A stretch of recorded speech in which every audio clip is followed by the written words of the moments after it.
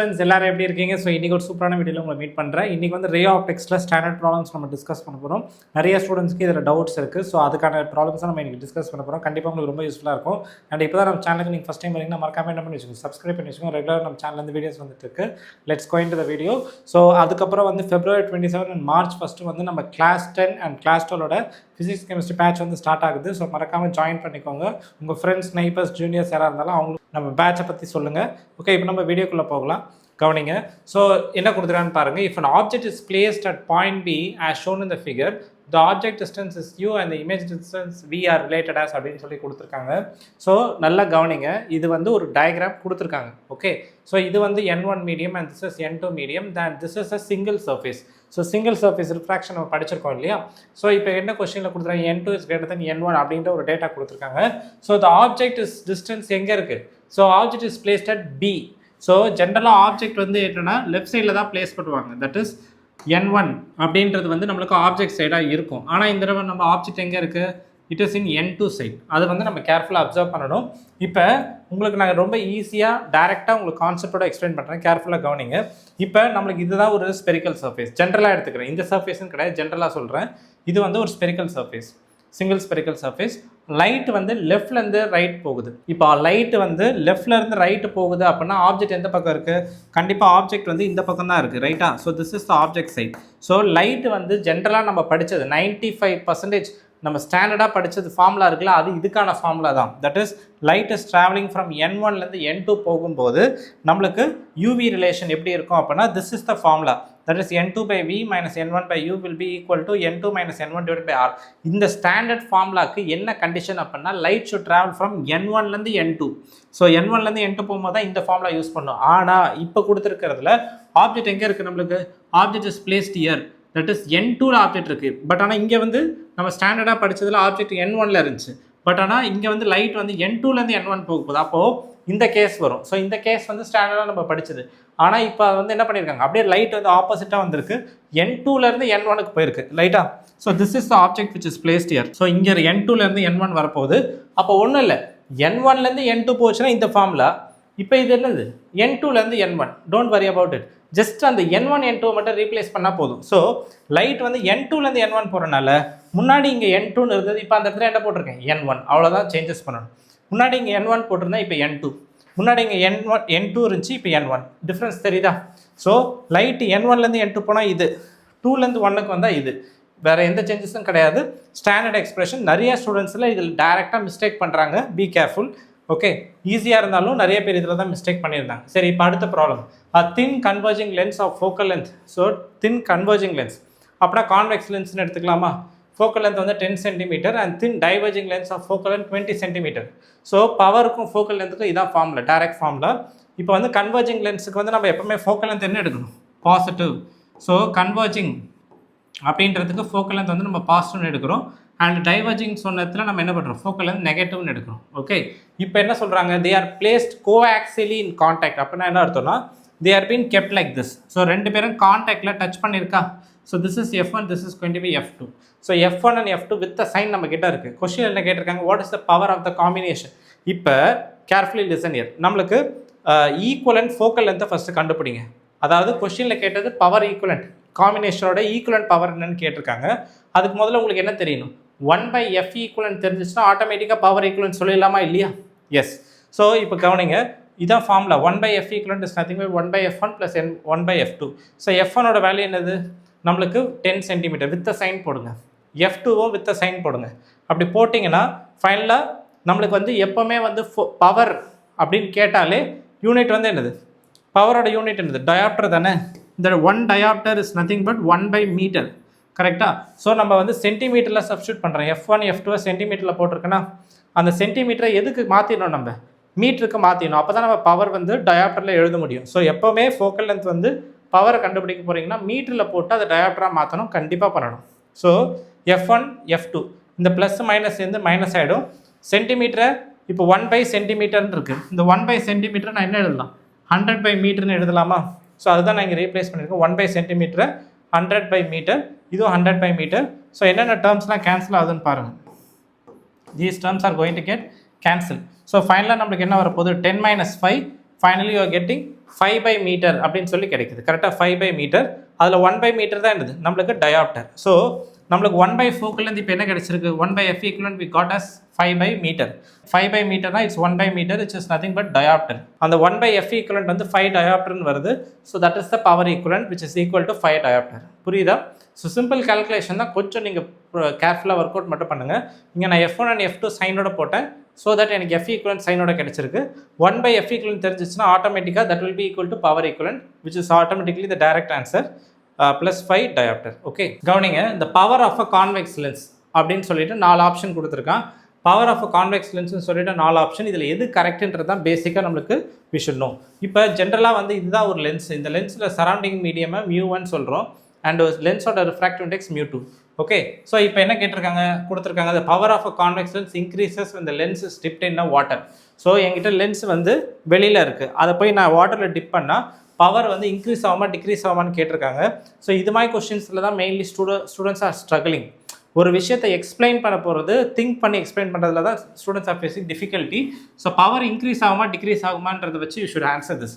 So நல்லா கவனிங்க, இதுதான் பவர் ஃபோக்கல் லென்த்தோட ரிலேஷன். நம்ம லாஸ்ட் டேஸ்லேயும் இதை தான் சால்வ் பண்ணிட்டு இருந்தோம். 1/F is μ2/μ1 - 1, 1/R1 - 1/R2. இது ஸ்டாண்டர்டான எக்ஸ்பிரஷன். இந்த 1/F தான் நம்ம என்ன எழுதலாம், பவர்னு எழுதலாம்.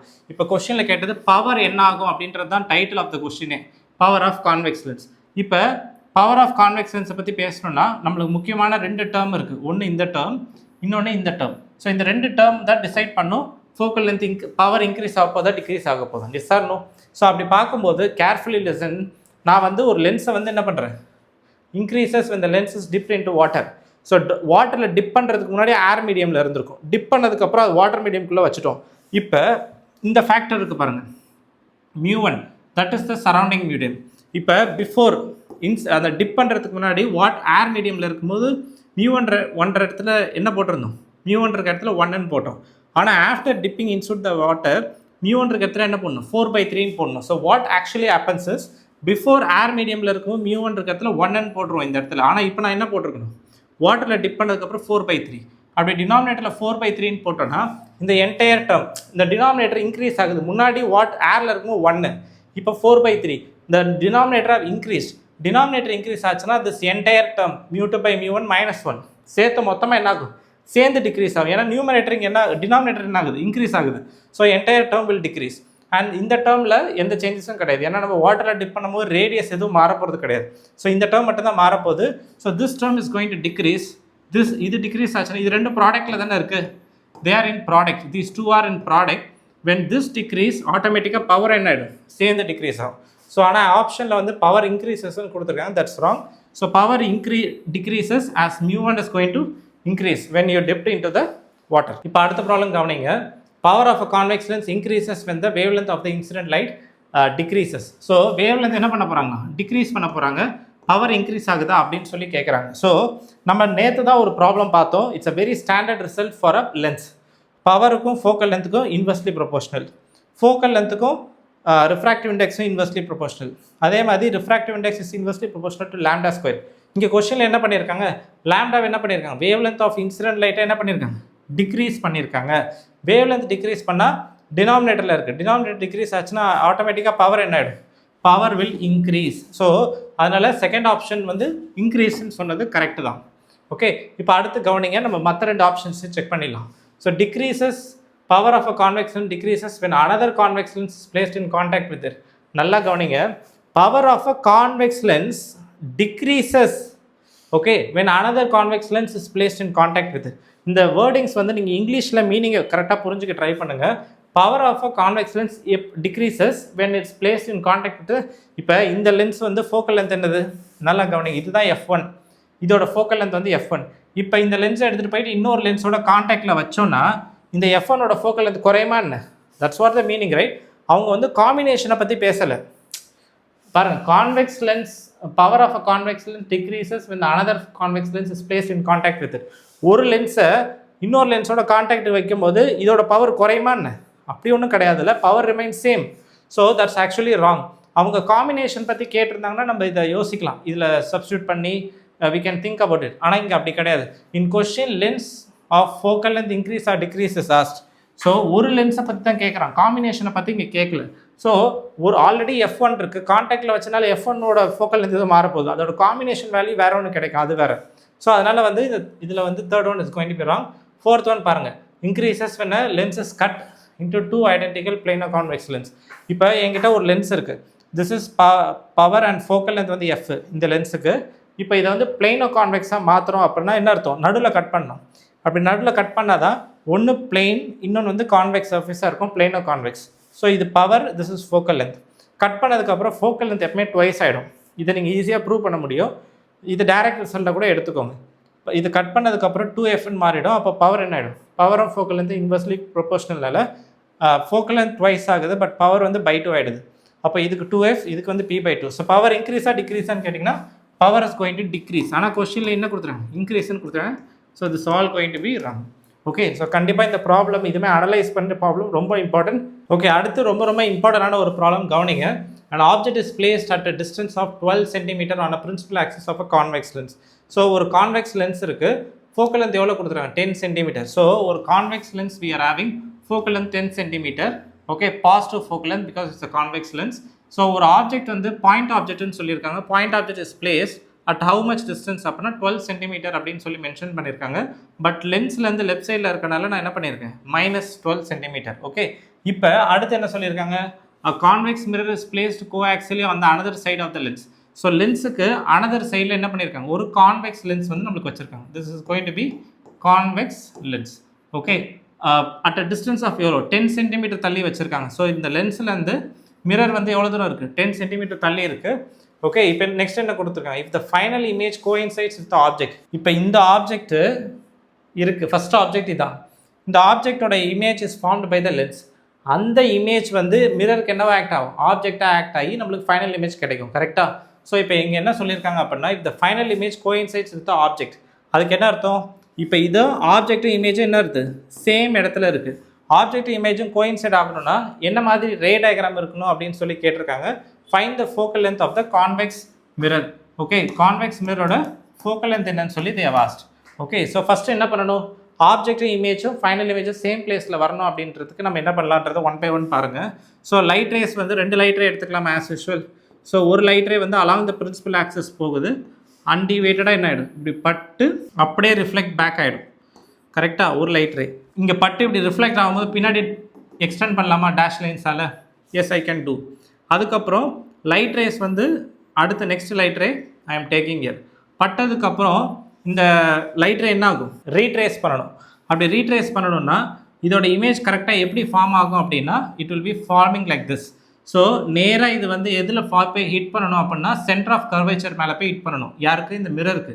ஸோ நேராக சென்டர் ஆஃப் கர்வேச்சர் மேலே பட்டால் தான் இது எங்கே என்ன இருக்கும், நார்மல் இன்சிடென்ஸ் வரும். இந்த இன்சிடென்ஸ் பேர் என்னது, நார்மல் இன்சிடென்ஸ். அதுக்கு என்ன அர்த்தம்னா, இப்படி பட்ட லைட் ரே 90 டிகிரியில் படும். அப்போ பட்டு அப்படியே ரிஃப்ளெக்ட் ஆகிடும், அப்படியே ரிட்டர்ன் ஆகிட்டு திரும்ப என்ன ஆகிடும், லைட் ரே இப்படி போயிட்டு திரும்ப ரீட்ரேஸ் பண்ணி அதே இடத்துக்கு வந்துடும். அப்போது இப்படி போன லைட் ரே பட்டு இப்படி திரும்ப வந்துடுச்சு. அதே மாதிரி இப்படி போன லைட் ரே திரும்ப பட்டு என்ன ஆகிடுச்சு, ரிட்டர்ன் ஆகி வந்துடுச்சு. ஸோ ஆப்ஜெக்ட் இமேஜ் இங்கே என்ன ஆகுது, கோயின்சைட் ஆகுது. சார் நீங்கள் கேட்கலாம், சார் எனக்கு எப்படி சார் எக்ஸாம்பிள் தெரியும் இது எப்படி ரிட்டர்ன் ஆகுமா அப்படின்ட்டு. ஸோ இது வந்து ஒரு standard problem. This is a very very standard problem. இது பயப்படுறதுக்கு ஒன்றும் கிடையாது. நிறைய பேருக்கு இது வந்து டவுட்டாக இருக்கும். It's a standard problem. இதை இப்படி தான் பண்ணி ஆகணும். இதை நீங்கள் ப்ராக்டிஸ் பண்ணி வச்சுக்கணும். நெக்ஸ்ட் டைம் ஒரு கான்வெக்ஸ் லென்ஸும் கான்வெக்ஸ் மிரரில் இமேஜும் ஆப்ஜெக்ட்டும் கோயின்சைட் ஆகுனா இதே ரே டயக்ராம் உங்களுக்கு தெரிஞ்சிருக்கணும். அதை எக்ஸாம்பிளாக போடுவீங்க. ஓகே, இது பட்டு ரீட்ரேஸ் ஆகி வருது. ஓகே, இப்போ முக்கியமான பாயிண்ட் என்னென்னா, நம்மளுக்கு இங்கே இப்படி போய் பட்ட லைட் ரே இமேஜ் நேராக எங்கே ஃபார்ம் பண்ணியிருக்கோம் அப்படின்னா, கரெக்டாக இந்த லைட் ரே வந்து கரெக்டாக தட் இஸ் இந்த லென்ஸோட இமேஜ் வந்து கரெக்டாக இங்கே ஃபார்ம் ஆகிருக்கும். இந்த இமேஜ் இதுக்கு ஆப்ஜெக்டாக ஆக்ட் ஆகி நம்மளுக்கு என்ன ஆகுது, ஃபைனல் இமேஜ் இங்கே ஃபார்ம் பண்ணுது. இப்போ புரியுதா இல்லையா? எஸ். ஸோ நல்லா கவனிங்க. இப்போ நம்ம ஒரு லைட் ரேஸ் இருக்குது, இது நேராக போய் எங்கே பண்ண போகுது, இங்கே ஹிட் பண்ண போகுது. இந்த டிஸ்டன்ஸ் நம்மளுக்கு தெரியாது. கரெக்டாக இல்லையா? இந்த V டிஸ்டன்ஸ் நம்மளுக்கு தெரியாது. கரெக்டாக அது நேராக எங்கே போய் பட்டிருக்கு. ஸோ இந்த டிஸ்டன்ஸ் ஆல்ரெடி 10 cm. ஓகே, இது வந்து இந்த டிஸ்டன்ஸ் நம்ம என்ன சொல்லலாம், Rன்னு சொல்லலாமா, radius of this convex mirror. So இப்போ விஷயம் என்ன அப்படின்னா, உங்களுக்கு இது ஆப்ஜெக்ட் லென்ஸ் தெரியும், இதோட இமேஜ் கரெக்டாக இதோட சென்டரில் போய் விழுந்துருக்கணும். யார்? மிரரோட சென்டரில். அப்போது நம்ம என்ன கண்டுபிடிக்கணும், இந்த V என்னன்னு கண்டுபிடிச்சாதான் you can find the focal length. இப்போ இந்த லென்ஸுக்கு நம்ம image position, first image position இங்கே வந்திருக்கணும். இதுதான் ஃபஸ்ட் இமேஜ். அதுக்கு நான் என்ன பண்ணுறேன், I'm going to apply the lens ஃபார்மில் 1/v minus 1/s equal to 1/f. So u இருக்க இடத்துல நம்ம என்ன பண்ணணும், இதுக்கு எவ்வளோ டிஸ்டன்ஸ் -12. ஸோ u இருக்க இடத்துல என்ன பண்ணுங்கள் -12. அதே மாதிரி ஃபோக்கல் லென்த் ஆஃப் இது வந்து கொடுத்துருக்காங்க +10 சென்டிமீட்டர். ஸோ அதையும் போடுங்க +10 சென்டிமீட்டர். அதுக்கப்புறம் இதில் வந்து v நம்மளுக்கு என்ன கிடைக்குது, +60 சென்டிமீட்டர்னு கிடைக்குது. அப்போ அதுக்கு என்ன அர்த்தம் அப்படின்னா, இந்த லென்ஸுக்கு இமேஜ் வந்து ஃபஸ்ட் இமேஜ் இங்கே ஃபார்ம் ஆகுது. அது என்னவாக இருக்கணும், அந்த இமேஜ் கரெக்டாக அது வந்து இந்த மிரரோட ஆப்ஜெக்டாக இருந்தால் தான் கரெக்டாக அதை ரீட்ரேஸ் பண்ணி திரும்ப வரும். ஓகே, ஏன்னா இது போய் நேராக போயிட்டு நார்மல் இன்சிடென்ஸில் பண்ணும், which is passing to the centre. So இந்த இடத்துல தான் இமேஜ் ஃபார்ம் ஆகிருக்கும். ஓகே, ஸோ அந்த கணக்குப்படி எப்படி சொல்லலாம், இது வந்து 60 சென்டிமீட்டர், நம்மளுக்கு இப்போ கிடைச்ச வேல்யூ வந்து 60 சென்டிமீட்டர். இது ஆல்ரெடி 10 சென்டிமீட்டர். அப்போ ரேடியஸ் எவ்வளோ இருக்கும், இது 60, இது 10. அப்போ இது என்னவா இருக்கும், ஆரோட value 60 - 10 you will get 50 centimetre. So radius உங்களுக்கு தெரிஞ்சிச்சுன்னா ஃபோக்கல் லென்த் எப்படி கண்டுபிடிப்பீங்க, r/2 தானே. r/2 படி 25 centimetre you can say that's going to be the convex மிரரோட ஃபோக்கல் லென்த். ஓகே, நான் திரும்ப ரிப்பீட் பண்ணுறேன். ஆப்ஜெக்ட் இருக்குது, ஃபஸ்ட்டு இதில் ஃபார்ம் ஆகிற இமேஜ் இந்த மிரருக்கு ஆப்ஜெக்ட் ஆக்ட் ஆகும், thereby it returning there. Okay, so first இதில் ஃபார்ம் ஆகிற இமேஜ் நேராக அதுக்கு வந்து என்னவாக இருக்கணும், நார்மல் இன்சிடென்ஸாக பட்டால் தான் ரிஃப்ளெக்ட் ஆகி ரிட்டர்ன் ஆகி அப்படி திரும்ப வரும். அப்போது அது நேராக சென்டர் ஆஃப் கர்வேச்சர் பார்த்து தான் ஃபஸ்ட் இமேஜ் ஃபார்ம் பண்ணியிருக்கணும், கரெக்டாக.